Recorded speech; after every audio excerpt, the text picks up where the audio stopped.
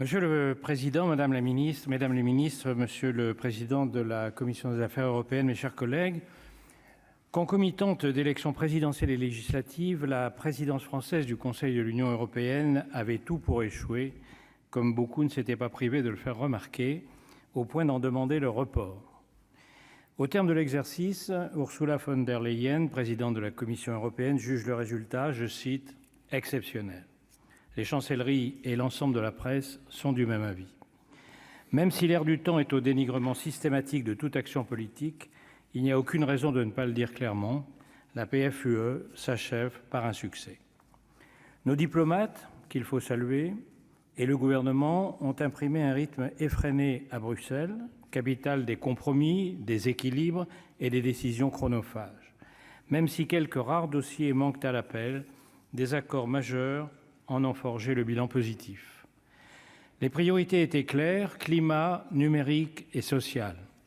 La directive sur les salaires minimums, cœur de cible de ces urgences, a été atteinte. Quant au climat, à l'arraché, dans les tout derniers jours, la France a su composer et trouver des terrains d'entente pour réduire collectivement nos émissions de gaz à effet de serre. La vision de mon groupe est celle d'une écologie libérale, de progrès et d'innovation. Le travail effectué sur la sobriété énergétique et les réponses industrielles associées seront des atouts importants de demain. Je salue particulièrement les avancées sur le mécanisme d'ajustement carbone aux frontières, exemple de l'alliance entre le développement économique et les ambitions climatiques. Enfin, le numérique, je partage ce qu'a très justement exprimé le commissaire Thierry Breton. Tout ce qui est interdit offline doit l'être online. La régulation, vous l'avez dit tout à l'heure, Madame la Ministre, la régulation des grandes plateformes numériques est capitale pour nos entreprises, mais surtout pour nos citoyens. Les réseaux antisociaux sont un Far West où se développent complotisme et haine de l'autre. C'est un écosystème de fake news qui abîme nos démocraties et met jeunes et moins jeunes à la merci du cyberharcèlement. Réguler les contenus avec le DSA, encadrer les pratiques commerciales avec le DMA sont les meilleurs moyens de maîtriser notre espace européen. Je fais le vœu que ces textes soient applicables dès la fin de l'année et que l'on continue sans relâche à travailler sur ces sujets. La performance de ces 6 derniers mois est d'autant plus appréciable que cette présidence a été percutée de plein fouet le 24 février par la guerre en Ukraine. L'idée de réorienter les priorités ayant été à juste titre écartée, tout a dû être mené de front. La sale guerre de Poutine a donc été la toile de fond des 2/3 de la présidence française. Elle aurait pu faire voler l'Union en éclats. Elle n'a fait paradoxalement que la renforcer. Poutine voulait diviser l'Europe, il la cimente. Ridiculiser l'OTAN, il la retrempe. Humilier les États-Unis, il ressuscite Biden après le revers de Kaboul. Rallier à lui les régimes autoritaires, la Chine s'inquiète, la Turquie montre les dents, le Kazakhstan refuse l'envoi de ses soldats. Il pensait prendre l'Ukraine en 3 jours, il est embourbé pour longtemps. Le principal succès français, et il faut y associer la présidente de la Commission, a été dans des circonstances difficiles, avec certains partenaires à la limite du chantage, de parvenir à maintenir l'unité des 27, de décider de sanctions communes, de réunir une aide militaire et humanitaire efficace à l'Ukraine, et enfin de renforcer la cohésion avec les États-Unis et l'ensemble des démocraties. La prochaine étape sera plus difficile. Poutine le sait. Il l'attend et il l'espère. Elle consiste à relever le défi du long terme, quand la guerre va peu à peu affecter l'économie, aggraver l'inflation et le coût de la vie, augmenter les dépenses d'énergie. Le défi sera de tenir face aux opinions publiques quand la mauvaise petite musique, bien sûr renforcée par tous les trolls, les bots et les trash médias de la 5e colonne des Le Pen, des Zemmour et des Mélenchon, viendra susurrer que la guerre coûte trop cher et que tout n'est pas noir et blanc et qu'après tout ce n'est pas notre guerre, alors que bien sûr elle l'est. Seuls des naïfs ou des agents de désinformation peuvent croire le contraire. Poutine vient enfin d'avouer, lors de la célébration du 350e anniversaire de Pierre le Grand, que la guerre en Ukraine n'a rien à voir avec la supposée menace occidentale que dénoncent depuis des années ses affidés.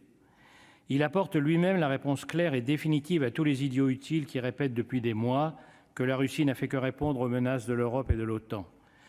Je cite, « L'Ukraine fait partie de la propre histoire de la culture et de l'espace spirituel de la Russie. » Après Pierre le Grand, et je cite encore, « C'est maintenant notre tour de reprendre et renforcer ce qui appartient à la Russie. » La guerre en Ukraine n'est rien d'autre qu'une tentative d'annexion ethno-nationaliste, comme en témoigne depuis 2 jours la délivrance de passeports russes aux Ukrainiens, et c'est le fauteur lui-même de cette guerre qui vient de l'annoncer. Le masque est tombé. La guerre vient enfin d'apporter de l'eau au moulin du président de la République qui ne cesse depuis 5 ans de plaider, en prêchant jusqu'alors dans le désert, pour l'Europe puissance. C'est là encore un des plus grands échecs de Poutine, avoir ouvert les yeux à des centaines de millions d'Européens qui croyaient que la guerre était une relique du passé et qu'ils étaient parvenus à la paix perpétuelle de Kant, alors qu'ils n'étaient qu'en train de préparer leur sortie de l'histoire. L'Europe s'est engagée dans son réarmement et a adopté sans ciller la boussole stratégique proposée par Emmanuel Macron. Espérons que cette leçon sera retenue plus longtemps que toutes celles qui disparaissent au gré d'une actualité qui ne fait plus qu'exacerber les émotions et s'évanouir la mémoire. Il reste que l'Union devra se garder de céder à la tentation d'un gaullisme du pauvre qui n'a rien à voir avec le gaullisme et qui conduirait à prêcher la médiation, voire l'équidistance entre Amérique et Russie, demain entre Amérique et Chine, sans comprendre qu'il y a d'un côté le camp de la démocratie et de l'autre celui des dictatures. Cette nouvelle guerre froide, avec un adversaire chinois à terme beaucoup plus puissant et inquiétant que ne l'était l'Union soviétique, sera avec le climat la menace majeure pour les générations à venir. Contrairement à ce que prétendent les tyrannophiles d'extrême droite et d'extrême gauche, ce ne sont pas les démocraties qui en sont à l'origine, mais les dictatures et les systèmes totalitaires qui portent en eux la guerre comme la nuée porte l'orage. Prétendre échapper à ce cadre géostratégique ou y occuper une position de neutralité comme une sorte de grande Suisse qui fut trop longtemps la tentation des Européens serait une erreur, même le jour lointain où nous serons enfin réarmés. Mais ce serait aujourd'hui tout bonnement une incompréhension totale des rapports de force. La boussole stratégique est bienvenue, elle ne se conçoit que dans une alliance toujours plus étroite avec les démocraties extra-européennes et un rôle toujours aussi fondamental de l'OTAN. La réussite de la présidence française du Conseil de l'Union européenne ne lève pas tous les doutes. Bien sûr, l'avenir de l'Union est problématique. Les nouveaux clivages politiques se dessinent désormais entre pro-européens et populistes. L'avenir de l'Europe est toujours fragile car elle continue de vivre sous un régime perpétuel de crise. Les blocages institutionnels persistent. Nous avons dû faire face à un Brexit qui nous hante, même après le départ du Prime Minister du Get Brexit Done.